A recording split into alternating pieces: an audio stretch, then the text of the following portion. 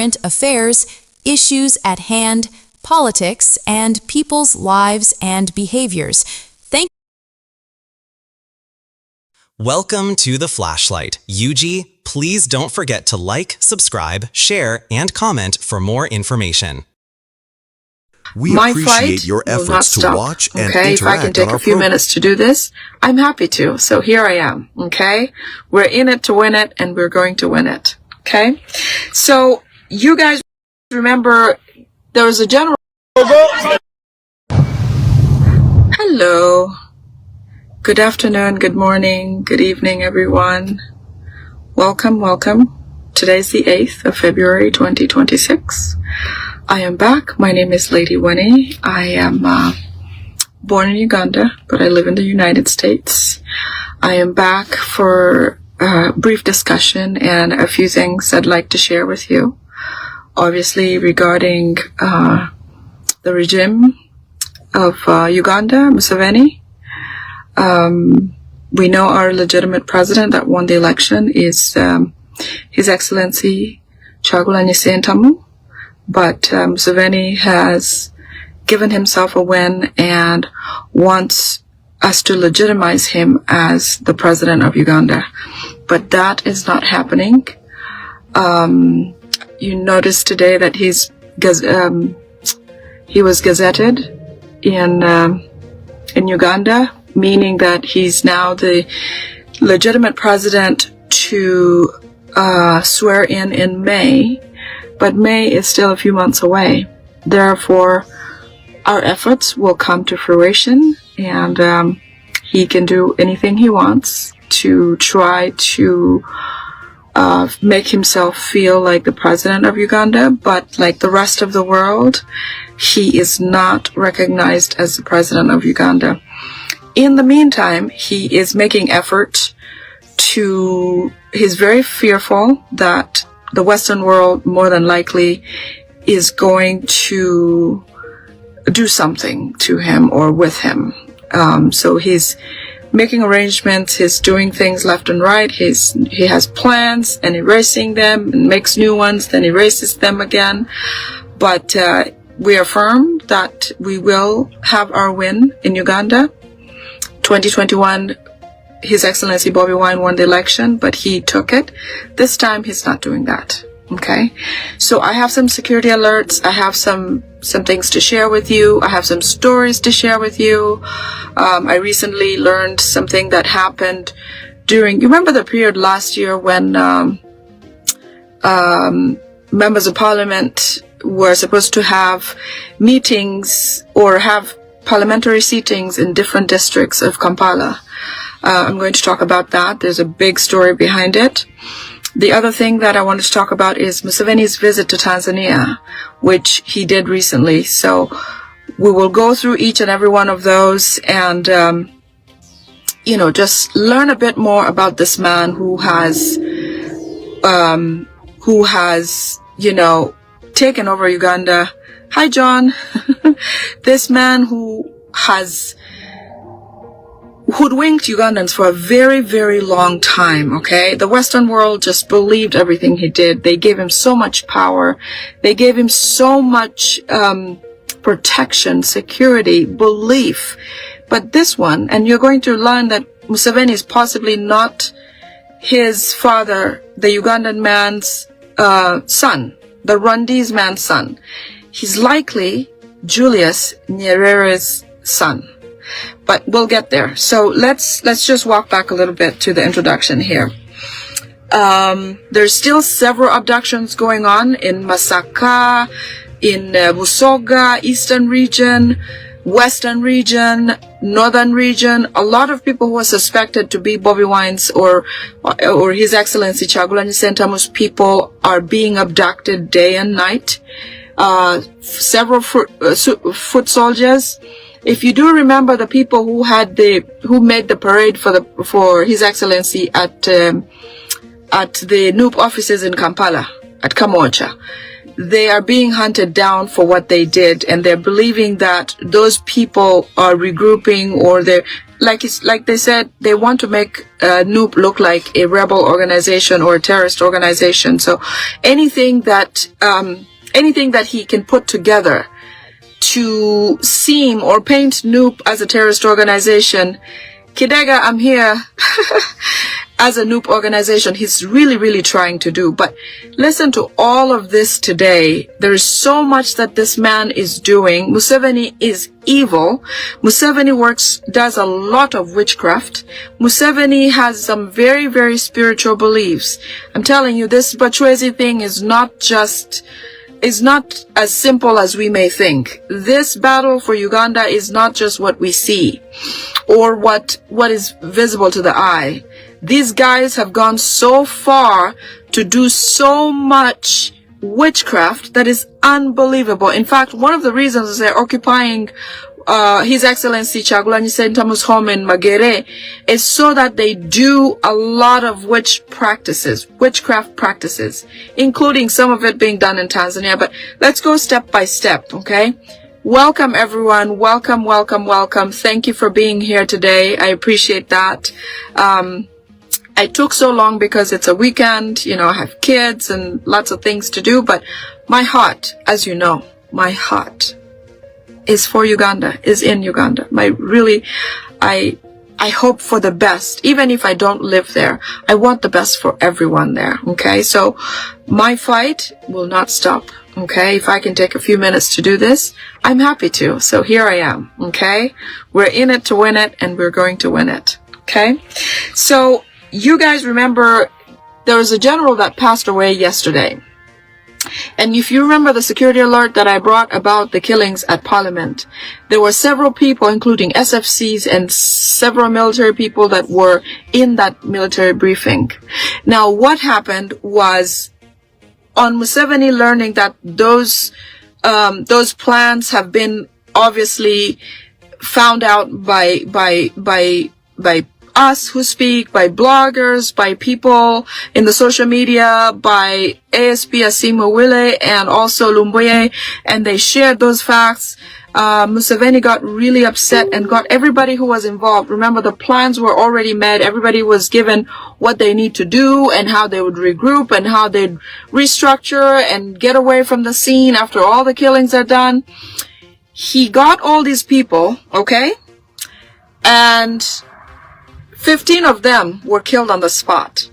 100 of them or so are in military prison, including SFCs, who were part of that briefing about the killings of members of parliament, especially the old parliament that Museveni was planning to do. I spoke about that a day ago or the day before yesterday.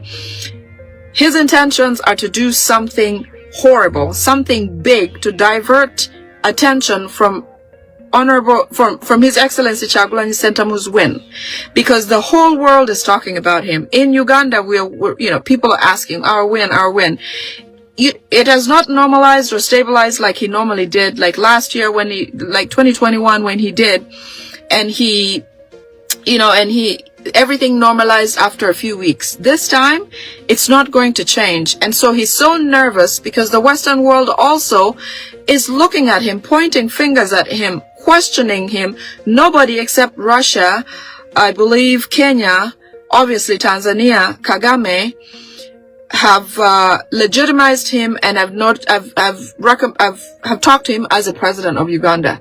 The rest of the world is quiet. Nobody has recognized Museveni, and he's dying to get that legitimacy. But let's get this, some of this stuff that I've prepared for you to listen. So the SFCs that are imprisoned are in a place called Kasenyi. I believe that might be either in Kampala or in Tebe. The SFCs who were part of the briefing about the killing in Parliament are arrested and are detained in a place called Kasenyi.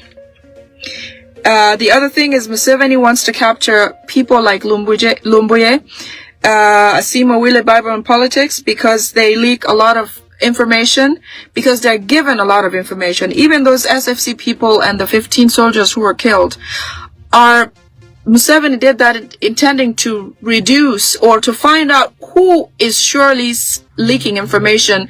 You know, all of their meetings, Mu7 has no intelligence anymore, has no secrets anymore, because as much as, thank you, Isaac, as much as he puts out his plans, it's as fast as it gets out, and it's known to the whole country. People like, you know, I'm a small part of it, but other people are saying a lot more, sharing a lot more, and just bearing Museveni like never before. Those are one of the things that's causing his government to fail. Absolutely having no intelligence for himself, you know? There's no government that can operate that way. Therefore, the Western world or the rest of the world is knowing Museveni just like he is. No embellishments, no lies, no being fake, no doing things that, you know, people think, or maybe not, maybe. No, the facts are out, and he's doing exactly what is coming out. And even if he changes some, he's doing a lot of it. So people are catching on that this guy has not been good all along. You know, it makes sense now that the same killings that were happening during Idi Amin's time and Obote's time are the same types of killings that are happening now, which means since the 1960s or 50s and 70s, right after independence, Museveni already started committing these atrocities, and those atrocities were blamed on people like Idi Amin. You know, when we come out here and you say, I'm from Uganda, one thing that anybody will tell you is Idi Amin, especially older, you know, Americans or people of foreign nationalities who have a little bit of history about Uganda will remember Idi Amin because of the big things that Museveni told the world that Idi Amin committed. Most of them were Museveni coming to hit while these governments were still running and running back to Tanzania. There's a video where Museveni says when he was younger, he went away to Uganda from Tanzania. He came into Uganda and performed really bad acts and then ran back into Tanzania.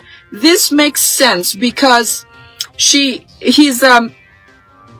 because of what he's doing that stays the same even now, like it used to be when those people were still in government. So when we blame Obote, when we blame Idi Amin, just be mindful. Think back. Think about the things that happened. You know, the atrocities that used to happen, and look at the similarities with what's happening now. The other thing is that there is an end of year party that was supposed to happen last year at Parliament. You know, the members of Parliament usually have a party every year to close the year and whatever. This time, I think they're preparing for the election. They got busy, or maybe Museveni had a better allotted time for him to make his big hit. So anyways, all members of Parliament are supposed to be going to a party where they're all invited. There's a major caution to the opposition individuals. People like leader of opposition, Joel Senyoni, and other lead opposition, any member of opposition, you are supposed to be even more careful than possible. In fact, it's advisable that opposition people don't even show up to that party, because Museveni is no longer going to execute that other killing that he had talked about during a parliamentary session. He wants to do it this way. Let me tell you a story. Remember when they were supposed to have parliamentary seatings in different districts? I think they were supposed to have something in Gulu. I don't remember if it happened. It must have happened. But get this. One of the workers who was part of the team at one of the hotels, who was part of the planning, who was included in the planning for those parliamentary seatings in different districts, where Masaka was supposed to be one of them, and Mpuga was super excited because he knew what the plot was against his other opposition MPs. There was a lady and her husband who worked at a prominent hotel in Kampala who were part of this planning meeting. And in this planning meeting, apparently the towels and linens that were supposed to be used by opposition people were supposed to be made special, prepared special, with certain powder or perfume that was supposed to be sprayed on those linen before these members of parliament were to get to those rooms. Their rooms where they would sleep. Okay? So just like this party, you have chairs or seating arrangements that are allotted to each member of parliament. So they will identify whose chair, which one it is, or which room somebody goes to sleep. But anyway, back to that story about that lady and her husband. They heard the plans that were supposed to be.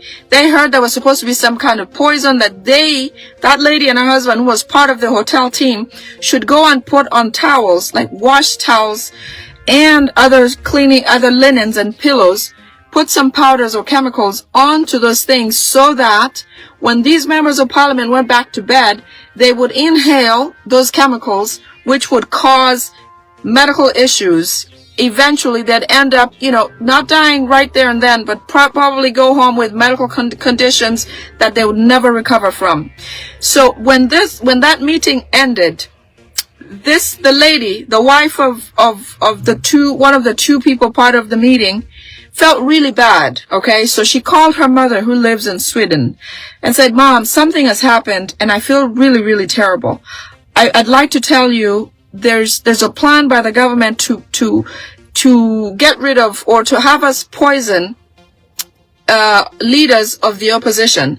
And so the mom, after hearing that, before the mom, these guys that were in the meeting, the SFCs, the soldiers, or the Mu7 people, had left the premises. But then they thought for a second and came back. When they came back, they took everybody's telephone. They took all of them.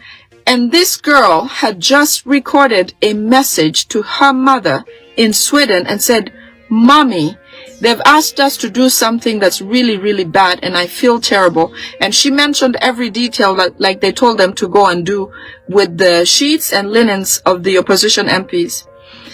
When they captured, she tried to erase that detail quickly, but she couldn't. And so that message went out, and these SFC guys came back and captured her phone and said, "Everybody bring your phone." So they took her phone and looked in it and listened to the message. Right there and then, her and her husband were captured, abducted from the hotel, taken away. She was taken somewhere else. There's a place in Katavi, in Entebbe, where there's a safe house. Apparently there's a bunch of snakes there. That's how they terrorize these people. Okay, all the NUP members who were abducted and taken to Katavi, there's all kinds of things which happens. But apparently they breed snakes there, large snakes. That's where they took the lady. And the husband was taken to another location. And these people were tortured for days, for weeks, for months. But the good thing was that her mother already had the information. Her mother shared the information with Lumbuye and other channels that could broadcast. Her mother started making arrangements with other people. She's from Kasese, Western Uganda somewhere. I'll tell you when I find where I wrote it down. But the mother started making arrangements to try to get to rescue those children, her son-in-law and her daughter. And she did, but eventually, this woman, where she was taken, she was raped daily by soldiers. Daily, hourly, whatever they wanted, they did to her. Eventually, the man was taken somewhere else. He had his own separate torturous activities going on. He did not, sometimes these people are unconscious when all these things are being done to them. So anyways, the woman, her mother starts to arrange to try to get her out and all of that. You all know that Katavi is very close to the airport. So when mom was able to get her daughter away by all means, talking to these people here and there, like, most of the military, or some of the military that are Ugandan, have the heart to care about Ugandans, but they're forced to do really dirty deeds. They're not all in for it, but some of them are just made to do these things. So the woman was tortured, raped, she contracted HIV. The mother was able to figure out a way. When she escaped from the hands of those people in Katavi, she ran straight to the airport in Entebbe, was able to board the plane with a few good hearts, a few good people, got her on the plane, and she left and went to a place where she got treatment. Okay? She got treatment later, and there's no saying if people going through something like that can recover and get back to what they used to be. Okay, a lot of sacrifice has been done in Uganda by people just standing up for the truth and getting into the most treacherous, the most terrible experiences there can be. So she contracted HIV. Obviously her family was broken. On the husband's side, he was found one day lying on the street half dead somewhere in Uganda. Let me see where it was. At Namavuba, someplace like there's a place like that. He was found half dead later. He was going to be taken to the mortuary, but they realized that his heart was still beating and that he was normal and he was okay. They took him to the hospital, had him recover somewhat, and the mother of the daughter helped also get her to another country. He did not take them to Sweden because Museveni has ties in Sweden, and they would find them, they'd follow them, they'd find them and do even worse to them. Some of you might remember the couple that came to Uganda that were retiring and going to Sweden. There are ties, the ones who were killed in their home, there are ties to them doing things for Museveni, managing their family assets. As you know, there's some Swiss accounts that are protected where most dictators or some presidents send their monies to those banks, the Swiss banks, where they're not tracked, or they can freely store their monies there. And so it is said that that family of husband and wife were doing deeds for the Musevenis because they worked for the Swiss banks. They may have been involved in taking their funds there, and then it came a time when Museveni wanted them to do dubious things, but they couldn't because the law catches up with you eventually. And there are some things that they cannot do beyond what their powers that be ask them to do. So the Musevenis were trying to manipulate these people to do certain things, but they refused. And then there came time for them to retire and go back home. And when they went back home, shortly after, they didn't live. There was, an incident where they said they were killed in their home by thugs and this, that, and the other. But there's a hand of Museveni in that family as well. Like I said, so much of stuff that happens in Uganda can be linked to the Museveni family because they're not Ugandan. They don't wish well for Uganda. In fact, they prefer that Ugandans do not exist so that they run and own that country. So that couple, husband and wife, obviously had a broken family because of this incident. They were the sacrifice that unfortunately happened while in effort to rescue the opposition leaders who were supposed to attend those parliamentary sittings in different areas of Uganda. Mpuga was very excited because obviously you all know that Mpuga was chased away from Nup for being a spy for the Museveni people and collecting the 500 million in bribe. Okay, so that is how that event ended, and that lady and her husband, God take care of them wherever they are. They're alive right now, but they suffered because of that event. Okay. So the wife was treated for HIV, but that cannot really, she can't fully recover from it, but she's away from Uganda now, and they survived that event. Okay. So many of you saw yesterday there was a general that passed. His name is Takirwa. He hasn't been buried yet, but obviously he has already been replaced by another gentleman. MUHOOZI appointed somebody else. That goes to show you who really wanted this man gone, okay? And this happens all the time. You realize the time that the Speaker of Parliament, Kyagulanyi, was really sick, and when he had been transported to the United States, maybe even before that, there was already rumors about who's going to take over.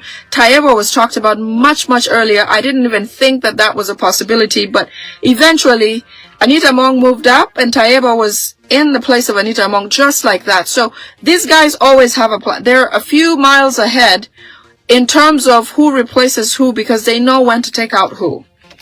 Okay? And so in efforts to try to get Ugandans away from the win or trying to get their win from Museveni. He's doing everything possible. But the biggest thing that he has tried to do and cover is his trip to Tanzania. There's so much that was involved. So much. Okay? Many of you will hear or remember that Museveni started there were 15 officers who were killed, including that general. Yes, that general was part of that meeting. That's why he was taken out just like that. They suspect that these people are the ones who shared those secrets about killing those members of parliament in parliament with people like us who do the bloggers or the people who share information and things like that. Thank you for adding that, Maureen. So his trip to Tanzania, like I was saying, Museveni is believed to actually be a legitimate son of Julius Nyerere. It's not surprising because many of us have heard that Museveni he speaks about it very proudly. He started from Tanzania and he came into Uganda, hit and run. He came and did things and ran back, but you'll know that Nyerere was very keen to the success of Yoweri Museveni in everything he did. In fact, he's the one that sent him to, I believe, one of the countries south of Tanzania to go and train militarily so that he can come back and attack like Idi Amin and attack Obote while they were still in government, and gave him strategies to come and destabilize these two governments so that he could come and, somehow sip into the government. It now makes total sense because there's a likelihood that he is the father of Museveni and not the gentleman who was killed and buried in Isinjiro. That was not his father. So, the big trip to Tanzania, what was that all about? Okay? Museveni went to Tanzania because he has been working with witch doctors. No kidding. This man and his family are all about witchcraft. The pretense of Natasha being, I don't know, the Christian head of religion or whatever, one of the daughters, it is not because they believe in God. No. These guys are way up in the behind of witchcraft. They believe in witchcraft. They live about witchcraft. Okay? You will not believe, but I'm just going to say these things because these are facts. Things that these people have done from their trip to Tanzania. So he went to Tanzania because he had some things to deliver in Tanzania. They've been telling him, all the witch doctors have been telling him that His Excellency Kyagulanyi Ssentamu is blessed and appointed by God to become the legitimate president of Uganda. That in fact, Museveni and his son have no more powers to be or to stay president and so on to lead Uganda. So what they decide to do is keep on searching how they can take the powers or take the wisdom of Kyagulanyi Ssentamu from His Excellency Kyagulanyi Ssentamu and give it to MUHOOZI or draw the power back to their family using witchcraft. Okay? The witch doctors keep telling him that in Kyagulanyi's home in Magere, he doesn't even know how Kyagulanyi himself does not know how he got to be in that place. He just went about buying land, and it so happened that he bought this land with all these things going on that are blessings. In fact, that people believe that Kyagulanyi mentions that, something hit him and he became interested, and then he started doing what he does. There is not a thing of him being born a certain way, prepared to be president of Uganda. None of that. But as destiny would have it, he bought this land, and apparently on his land, Museveni and his people believe that there are special powers that make Kyagulanyi who he is. So, they have decided to go to Kyagulanyi's home. As you noticed with the military, staging of the military, seizing his home and attacking every family member and getting everybody important out of the home, the disguise has been for Museveni to go and perform witchcraft on that land. So, in the last few days, maybe yesterday, before he went to Tanzania, They've been doing things in the backyard, in the back of Kyagulanyi's house, inside Kyagulanyi's house. In fact, it's believed that they've taken Kyagulanyi's clothes. They have taken his personal items. They've taken clothes that are very close, undergarments, so that they can go and perform witchcraft on them. They have, Mu7 and his son have gone into Kyagulanyi's home and taken a shower or a bath on the floor, mopped the floor, collected the water from the floor, put it in a container, and took it to Tanzania to the witch doctor so that they can perform whatever it is on that and spill the rest of it in the ocean. Apparently, that's how Mu7 became what he was. He did that. It got powers from the ocean or whatever. And he wants to now go and reinstate those powers because he has been told time and again that those powers are gone. Yes, Isaac, they will not succeed. They're not. Mu7 has lost everything, whatever it was that he had is all gone. It's not going to happen. It's time for them to exit, but they're trying everything possible to see if they can get back the powers that they used to have. All along, they had no means to get into the home. You know, every time they terrorize, there's always family at home. It's no wonder that when the election day started, even after Mrs. Barbara Kyagulanyi was advised to leave the home, she insisted on staying because she said, you know, that is her home. As a woman, I understand. And so I understand that she stayed because it's her home. But the reason why they attacked her is to have her evacuated so that they can perform this witchcraft in that home. Okay? They've done several witch activities. They've taken his shoes, personal clothing, other items. They've performed activities in the spring water. Apparently he has a spring water in his backyard. I have never been to Magere. I don't know what happens there, but this is a security alert from people very close to the Mu7 people. Okay, so there's trees in the backyard. There's a spring water where they've performed all of these activities. They have also butchered a cow, a white cow, in the back of the house or something like that. People who still stay there see these things, but most of this is got from the security alert from the people who work with them, but do not want to continue. Okay, Mu7 took his clothes off, took the clothes of Bobi Wine to Tanzania. That's one of the things that took him to Tanzania for witchcraft. So they bathed and they took the clothes. They went to perform the witchcraft in the Indian Ocean where there is salt water. They will return to Magere in the next few days at His Excellency's home to finish up what they started. Okay, so they're not done. They went on the trip to Tanzania to deliver those items and perform on the Indian Ocean, but they will be back. Eventually, they will remove the military from his home. So when you see that the military have been taken away from the house, you then know that they feel like they have achieved or they have finished what they were sent to be doing there by the witches. Mu7 wants legitimacy from other countries. He wants them to receive him as the president of Uganda, but no other country wants to be seen with Mu7. No president wants to be seen, obviously, except people like Suluhu and Salva Kiir from Sudan, Kagame, and the one from Kenya. But the rest of the world do not want to be seen from him, especially after all this exposure of the kind of person that he is. Nobody really wants to be associated with him. The other thing that Mu7 is trying to get help with is when he was given the BRICS assignment. BRICS, that's a group that includes China and Russia.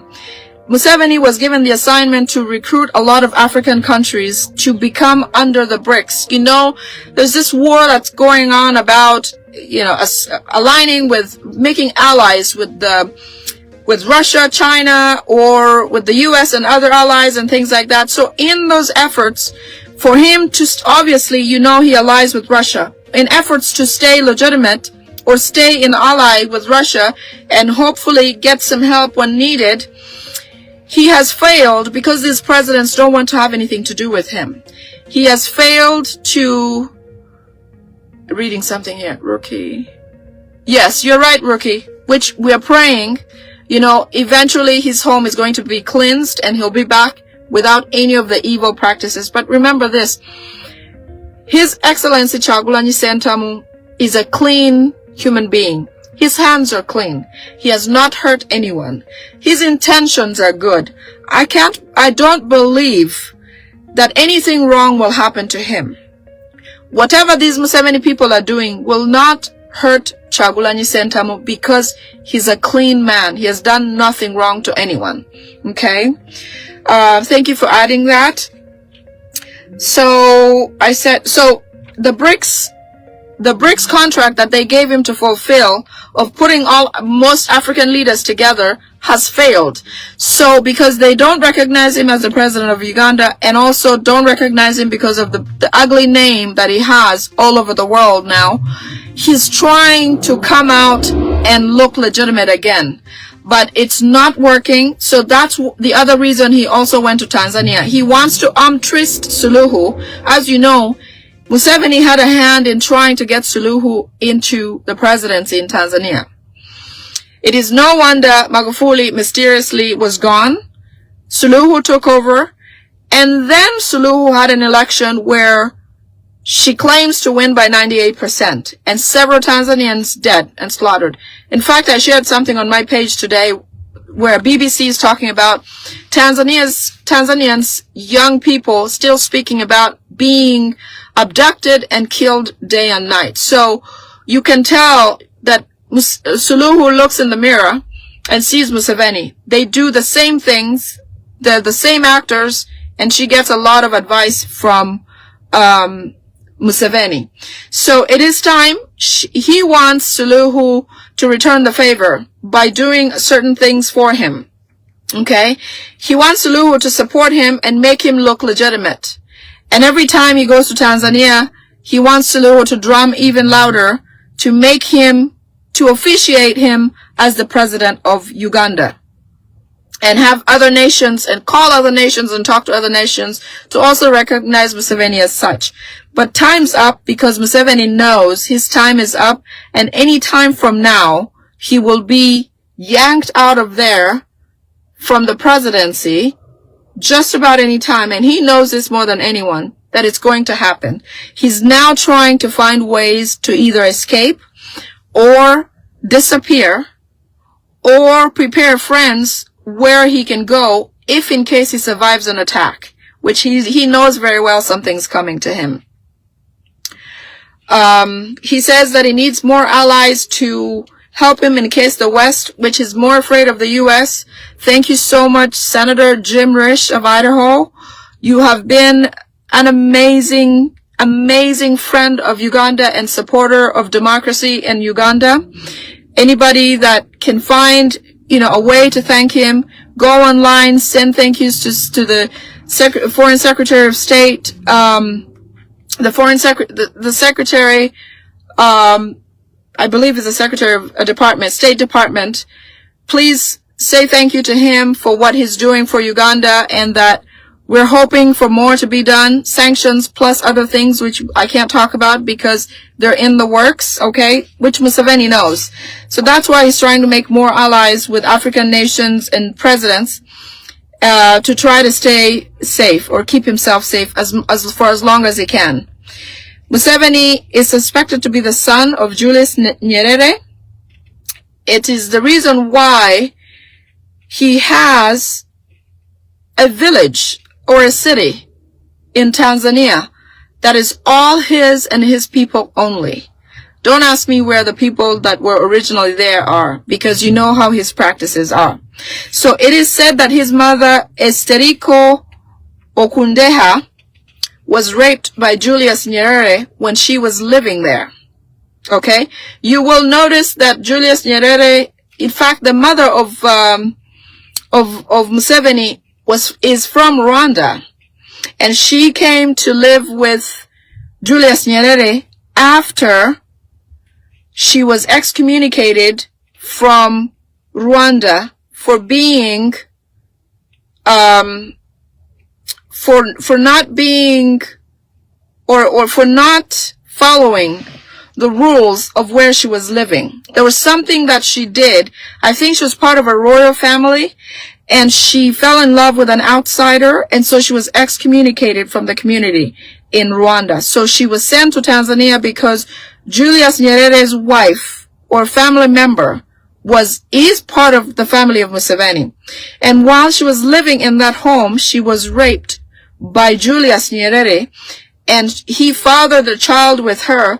Even if she went out to Uganda, they sent her to Uganda to go as a refugee, to go and find, like most Rwandese were passed through Tanzania, and then they went into Uganda and found refugee status and were given a place to live. And that's where her husband, the man she married, the Ankole man who she married in Ankole, was believed to be Museveni's father, but he actually isn't. It was Julius Nyerere who is the father, who is believed to be the father of Museveni. Therefore, it makes sense that Julius Nyerere has given Museveni a lot of support since the time he was a child. And it makes sense that when the father, who is the Ugandan man, came to seek help from Museveni, thank you, Musa, that's right. Anybody in the U.S. who needs to call the State Department, the number to call is 202-647-4000. Please call and tell them what Museveni is doing in Uganda. I call that number every day, and I'd like for us all to call, either go through our local offices, or you can call directly and leave a message, or leave a message with the secretary at that office. She'll be able to take the message. Let's flood that line so that we can get more help from Senator John Rich or State Department. Okay? So speaking about Museveni, it is no wonder that the father of Museveni, when he came to seek help, the Ugandan father, stepfather, who they said raised Museveni, every time he came to seek help, Museveni did not want to help him. In fact, he ended up killing him and having him buried somewhere in the bushes in Asinjiro. Okay? Museveni also had gone to Tanzania to check on his minerals, which he has hid in Tanzania. A lot of it from Uganda and Congo. A lot of mining has been happening in Congo illegally by Museveni and Kagame. Everything that Museveni does, obviously ally with Kagame. They've amassed a lot of minerals. It's no wonder the peace deal that President Trump signed with Kagame and the President Tshisekedi did not withhold because of Museveni still being at large and loose, and that's why he was not included, because they know that he is the dubious actor in that region. Museveni is the dubious actor in the region. So they thought maybe these two guys could make it work, but obviously not. It didn't work. The peace deal flopped. You notice that. There's still killings going on in the Congo region. But all the minerals, all the timber, are being hidden in a place called Butiama. Butiama in Tanzania. All my Tanzanian friends, you will know that there's a place called Butiama in Tanzania where it is almost a village that's exclusively for Museveni and his people. In fact, this place is protected and guarded by the SFC. This place was given to Museveni by Julius Nyerere, which makes total sense, again, because being that he is close relations to Museveni, he may have just wanted to give him something, or give him as an heir, or whatever, part of the family, a piece of his share so that he doesn't bother the rest, okay? All the minerals that were stolen from Uganda, the gold that's dug that's mined in the Karamoja region, all of the other minerals, there's several in that area of Karamoja. They're all taken and hidden and stored in Tanzania. in this part called Butiama. You will also read, if you go on Google, actually I saw that this morning, Butiama is where Julius Nyerere comes from. I would say it's probably where he was born. It makes total sense why this relationship or bond is stronger than ever. In fact, Museveni has mentioned that Julius Nyerere should be given sainthood for I don't know what. Probably for the tactics that he gave him that he used successfully in attaining and retaining Uganda for 40 years and counting. Okay? The other thing Museveni wants is to give Suluhu those minerals, okay, the ones that he has stored in Butiama. Museveni wants to give to do some sort of barter trade between him and Suluhu.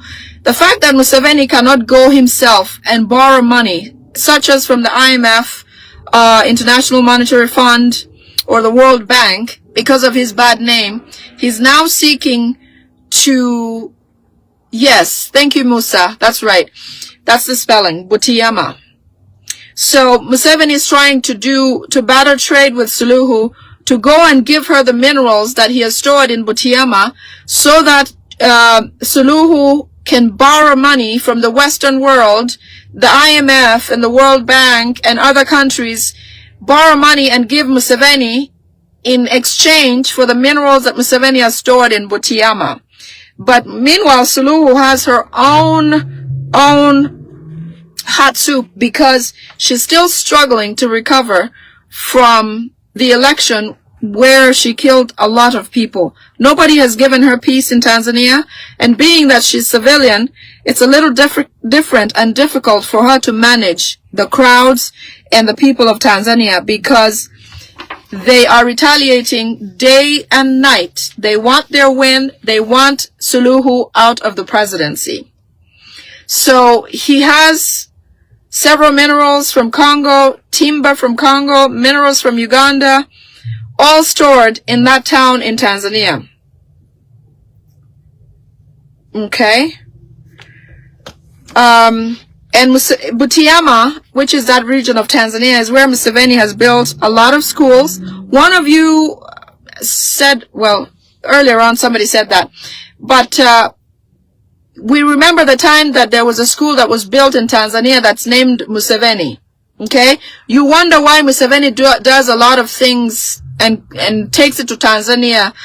A lot of his family live in this place called Butiama. He has built schools, medical facilities, and the place is highly protected by the SFC as his personal village.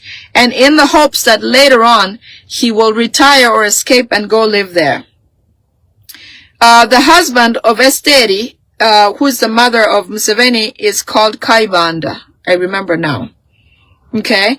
And he was not his real father. He was the man who the lady met when she went to Uganda first as a refugee. That's the man who took her out of the refugee camp and gave her a home, and they lived together thereafter. And Museveni had and Kaibanda had other children, but Museveni had already been conceived by Julius Nyerere, by her from Julius Nyerere. Okay, this man was killed. Museveni sent the SFC to go and kill this man and bury him in a cinder in the bush. Okay, and Museveni knows very well that his father is Julius Nyerere. Okay, the other thing Museveni went to do in Tanzania is to ask him to find His Excellency Kyagulanyi Ssentamu, and he, find him like he did Mukulu. Remember Mukulu, who was arrested in Tanzania and repatriated back to Uganda upon the request of Museveni. Museveni suspects that Bobi Wine is likely in Tanzania or was taken away through Tanzania to another country, which he's not sure, but he suspects that that might be the case. Okay? So he wants Suluhu to keep watch of when Bobi Wine returns, or if he does ever show up in Tanzania, that he's captured and returned to Uganda. He also asked Suluhu to help and not allow foreign countries. Most likely he's afraid of the U.S. He's afraid the U.S. or any other country is going to attack him soon. because of what he saw happen in Venezuela or what happened to Gaddafi. He believes that something is coming to get him. And so he has asked Suluhu not to allow any foreign ships to dock at the border, at the oceans, in the docks where the ships land. She has also, you know, like submarines sometimes will protect borders in the waters, on the shores, along those areas. And he has asked that if that happens, that Suluhu, retaliates or refuses those types of ships to dock in that area. And also, he has requested that Suluhu not to allow any air activities in the range of Tanzania, within the skies of Tanzania. For example, if, let's say, a certain country is planning on coming into Uganda through Tanzania, that Suluhu not let them use the airspace in Tanzania to attack Uganda. The other thing he went to Tanzania for is to ask Suluhu not to, tell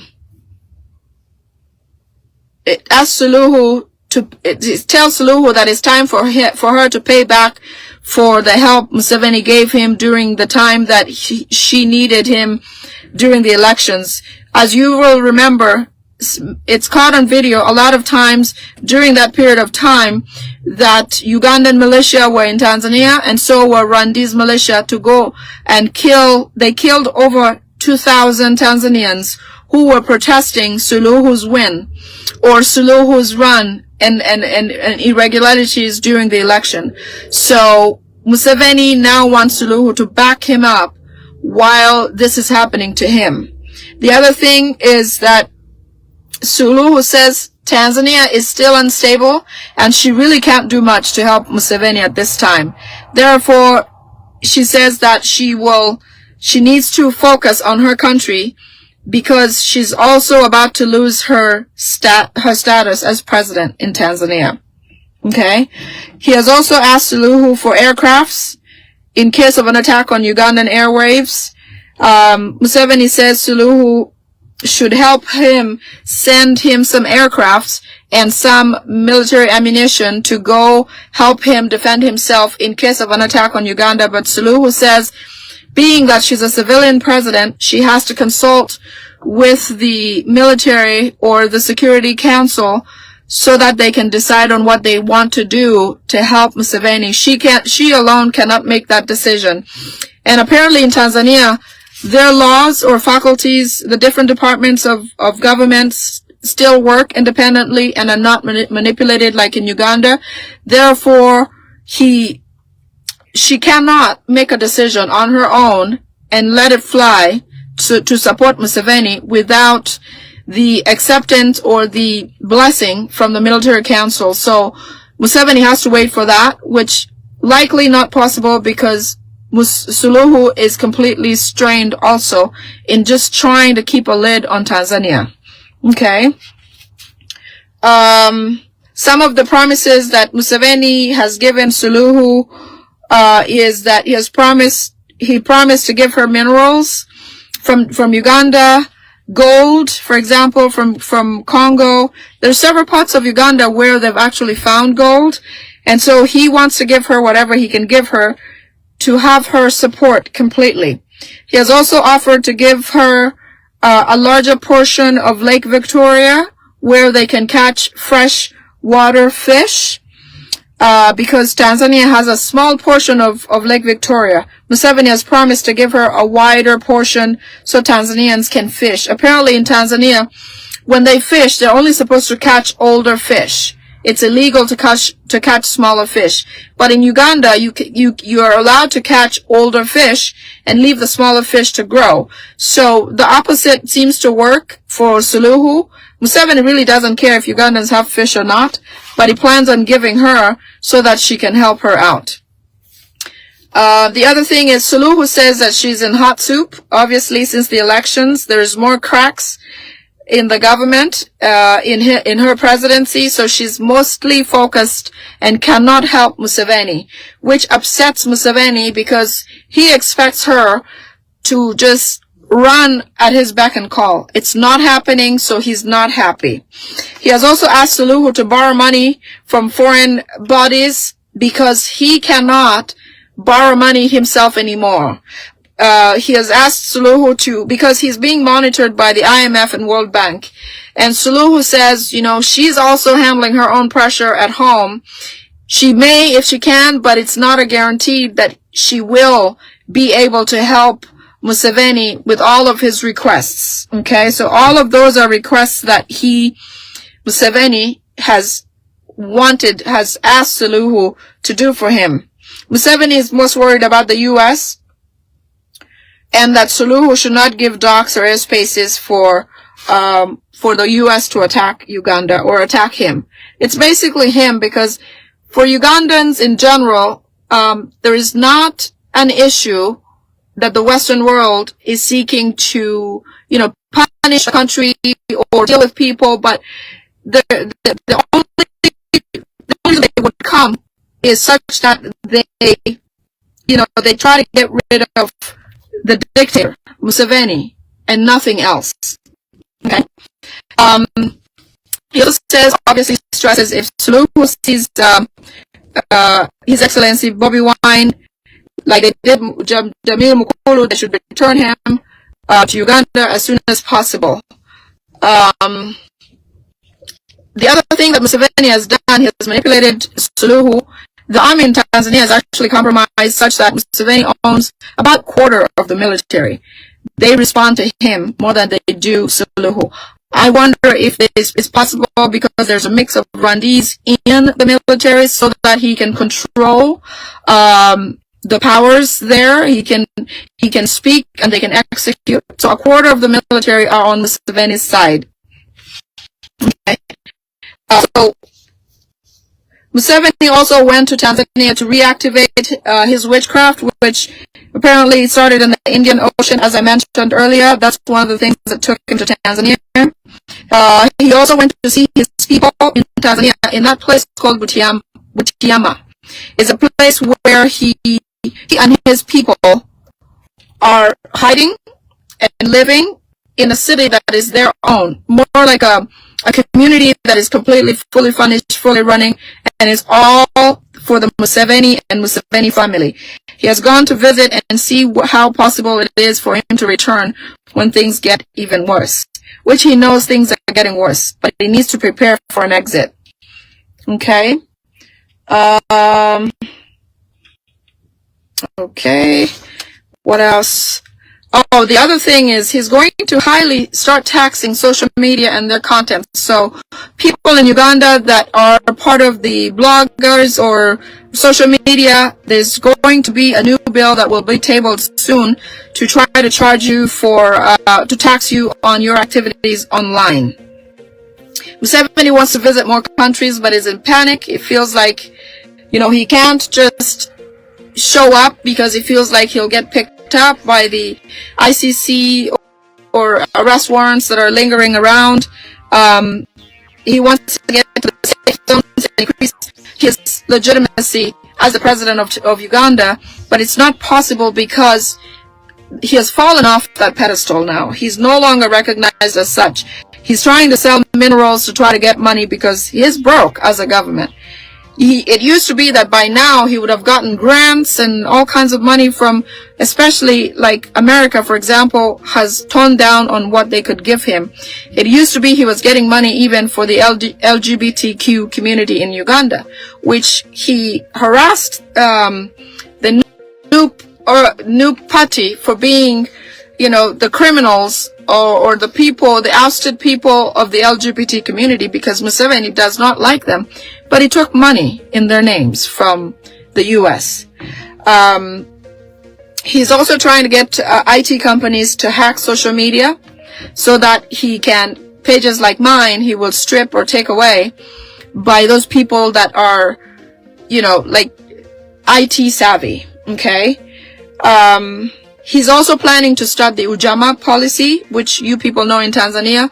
In Tanzania, the law forbids anybody to own land as an individual. All land is owned by the government, and they just portion it on a lease basis to individuals.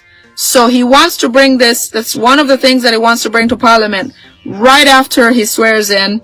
He wants to table three things. He wants to table an impeachment of him. He wants to table the presidential elections to happen in parliament, only at parliamentary level. That means a grassroots Ugandan will no longer elect the president. And yet, his parliament will have at least 80%, or between 60 and 80% of his party. That means they will always win on an election for presidency. Remember, this time Museveni has only his people in parliament. You saw how actual winners like Waiswa Mufumbiro were stripped, and older people like Ruhindi came back to their seats. Dr. Hildeman was stripped of his win and was given to the lady that had even gone away and left the position. They've come back to take their places so they can continue and take over and take over the changes that are happening. These people are now planning for their children and grandchildren. They know their time's up. They know that they're aging, but they want to make sure their next of kin is taken care of. But don't be afraid, because that's only their speculation. It's not really what is happening. It's not what's going to happen. We know their plans, and that's what weakens them the most, because we can act alongside their plans and do what we need to do. Okay? One last point is Balaam is buying off prominent opposition leaders to legitimize Museveni. Museveni is planning on his swearing in May. And what he'd like to see is that a lot of MPs who are in the opposition come in with him and show legitimacy on the event and continuously, and have them help harmonize the country to make it seems like election period is over. It's time for us to get back to work, get back to normal, get life back to normal. But that, in any case, is not possible, because even the youngest person in Uganda knows that Museveni is not the legitimate or elected president of Uganda. Soon, it's coming to an end. Several efforts are being made. A lot of people presidents and leaders of the rest of the world are not legitimizing Museveni. They're not going to mention him. Museveni himself cannot visit as a president anywhere in the Western world, because he knows anytime an arrest warrant can be issued, anytime he can get picked up. Therefore, he's using people like Suluhu, who we can manipulate to try to get money to sustain his presidency. But like I said, we're still together, Uganda. We're doing the best we can. Anybody that's in the U.S., please call State Department. The number is there. Let's call every day. Let's do whatever we can. Continue filing with the... You guys remember there was a general that passed away yesterday. Good afternoon, good morning. And if you remember the security alert that I brought about the killings at Parliament, there were several people, including SFCs and several military people, that were in that military briefing. Now, what happened was, on Museveni learning that those plans have been obviously found out by us who speak, by bloggers, by people in the social media, by ASP Asimo Wile and also Lumboye, and they shared those facts. Museveni got really upset and got everybody who was involved. Remember, the plans were already made. Everybody was given what they need to do and how they would regroup and how they'd restructure and get away from the scene after all the killings are done. He got all these people, okay? And 15 of them were killed on the spot. 100 of them or so are in military prison, including SFCs, who were part of that briefing about the killings of members of parliament, especially the old parliament that Museveni was planning to do. I spoke about that a day ago, or the day before yesterday. His intentions are to do something horrible, something big, to divert attention from His Excellency Kyagulanyi Ssentamu's win, because the whole world is talking about him. In Uganda, people are asking, our win. It has not normalized or stabilized like he normally did, like last year like 2021 when he did, and he everything normalized after a few weeks. This time, it's not going to change. And so he's so nervous because the Western world also is looking at him, pointing fingers at him, questioning him. Nobody except Russia, I believe Kenya, obviously Tanzania, Kagame, have legitimized him and have talked to him as a president of Uganda. The rest of the world is quiet. Nobody has recognized Museveni, and he's dying to get that legitimacy. But let's get this, some of this stuff that I've prepared for you to listen. So the SFCs that are imprisoned are in a place called Kasenyi. I believe that might be either in Kampala or in Tebe. The SFCs who were part of the briefing about the killing in Parliament are arrested and are detained in a place called Kasenyi. The other thing is Museveni wants to capture people like Lumbuye, Asima Wile Bible and Politics, because they leak a lot.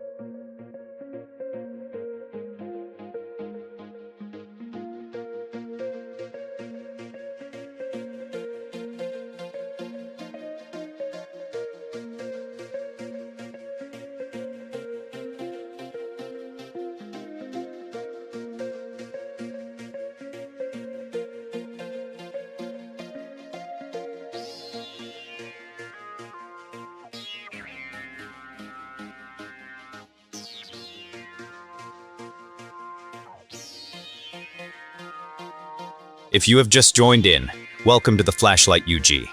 Please don't forget to like, share to friends and family. You can make your comments below. Please subscribe if it's your first time to find us. Thank you.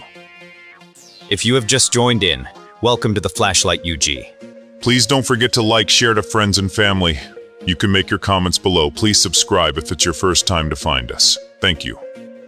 If you have just joined in, welcome to the Flashlight. Interact on our programs. Please get notified to watch breaking news, security alerts, current affairs, issues at hand, politics, and people's lives and behaviors. We appreciate your efforts to watch and interact on our programs. Please get notified to watch breaking news, security alerts, current affairs, issues at hand, politics, and people's lives and behaviors. Interact